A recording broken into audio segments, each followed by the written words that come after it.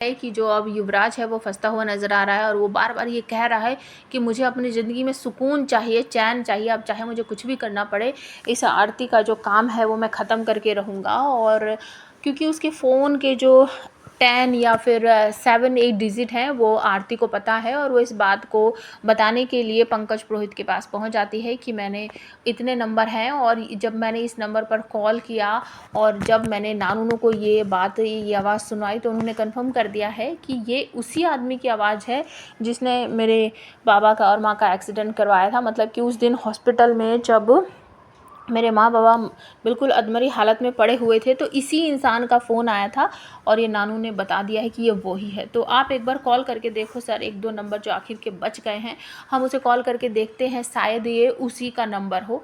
तो पंकज पुरोहित जब उस नंबर पर कॉल करते हैं तो नंबर युवराज का है, वो उठाता है, कहता है कि हाँ हेलो, किससे बात करनी है। तो पंकज पुरोहित कहते हैं किसका नंबर है ये। तो युवराज थोड़ा भड़क जाता है और कहता है कि फ़ोन आपने किया है, कौन हो तुम, जल्दी बताओ।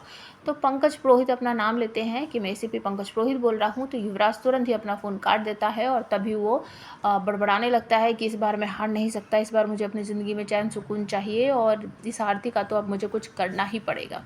तो यहाँ पर एक बहुत बड़ी प्लानिंग करता है और दूसरी तरफ पंकज पुरोहित जो हैं वो इस बात की तह तक जाने के लिए कह देते हैं आरती को कि तुम चिंता मत करो, मैं बहुत जल्दी पता करके बताऊँगा कि ये नंबर किसके नाम पर रजिस्टर है। तो युवराज जो है एक बहुत सारा डायमंड का या फिर किसी चीज़ का बड़ा सा नेकलेस जो है वो भिजाएगा कली के पास और कहेगा कि ये राघव सिंह राजपूत की तरफ से आया है। राघव सिंह राजपूत के यार दोस्त हैं ये सब। तो जो कली के चचिया ससुर हैं और जो उसकी ननद है वो कहती हैं कि ये राघव सिंह राजपूत की तरफ से आया है तुम्हें थैंक्स बोलने के लिए, तुम्हारी मदद के लिए, और वो तुमसे बहुत ज़्यादा खुश हैं।